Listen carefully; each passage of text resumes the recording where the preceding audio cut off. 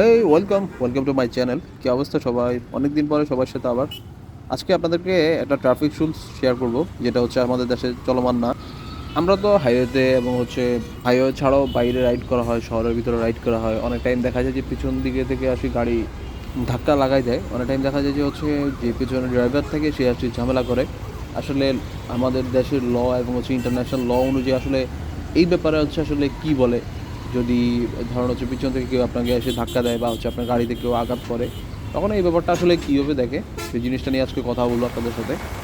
মানে according to ল যদি আমি কথা বলি, একদম সোজা সাপটা যদি বলি, আপনি ব্রেক করেন যাই করেন, আপনি সামনে আসেন, পিছন থেকে আপনাকে কেউ যদি এসে লাগাই দেয় বা হচ্ছে পিছনে যদি আপনার গাড়ি আসে ফ্র্যাকচার করে দেয়, তখন কিন্তু ওই যে ফ্র্যাকচার করছে তারই কিন্তু হচ্ছে পেমেন্টটা করতে হবে, তারই কিন্তু বিল করতে হবে, তারই কিন্তু জরিমানা দিতে হবে কিন্তু, ঠিক আছে? কিন্তু বাংলাদেশে যদিও এটা উল্টা হয়, কারণ সিস্টেম হচ্ছে আপনি যখন একটা বাইকের পিছনে থাকবেন বা একটা গাড়ির পিছনে থাকেন না কেন, আপনাকে ডিস্টেন্স মেনটেন করে চলতে হবে। আপনি যদি একদম ঘেসে ঘেসে চলেন তাহলে কিন্তু হবে না। কমপক্ষে হচ্ছে আপনি 10 থেকে 20 হাত দূরে আপনি থাকতে হবে, কারণ একটা ইমার্জেন্সি ব্রেক আসলে যখন আপনি নিজেও ইমার্জেন্সি ব্রেকটা নেওয়ার জন্য স্পেস পান। আপনি যদি স্পেস না পান তাহলে আপনি কিন্তু পিছনে গিয়ে একটা গাড়িতে আপনি লাগাই দিবেন, এটা স্বাভাবিক ব্যাপার। আপনার সেই জন্য হচ্ছে ডিস্টেন্সটা মেনটেন করতে হবে।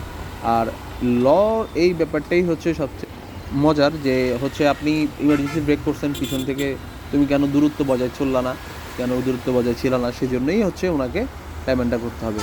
যদিও বাংলাদেশে এই জিনিসটা আমরা আসলে খুব কম দেখি, আপনাদের এই লটা হচ্ছে ইউজ হয় খুব কম। কিন্তু দেশের বাইরের কথা যদি আপনি চিন্তা করেন, দেশের বাইরের দিকে তাকান, তাহলে দেখবেন যে হচ্ছে আপনার সবাই কিন্তু এরকম, যে পিছন দিকে আসি লাগাচ্ছে বা আপনার গাড়ি নষ্ট করছে বা লাগাই দিছে, যাই বলি না কেন, ওই কিন্তু হচ্ছে মূলত পেমেন্টটা করে, ওই কিন্তু জরিমানাটা দেয়। আজকে এই ব্যাপারটা আসলে মনে হইলো যে শেয়ার করি আপনাদের সাথে, তাই আসলাম আপনাদের সাথে ভিডিও নিয়ে ব্যাপারটা শেয়ার করার জন্য। ইনশাল্লাহ আবার দেখা হবে কোনো একটা টপিকস নিয়ে।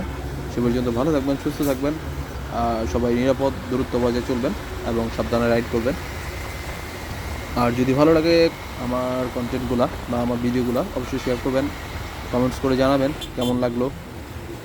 ব্যাপারটা হচ্ছে আসলে একটু উৎসাহিত পাওয়া যায় আপনার কমেন্টস করলে, শেয়ার করলে, লাইক করলে, আপনার সাপোর্ট দিলে একটু উৎসাহ পাওয়া যায় আর কি।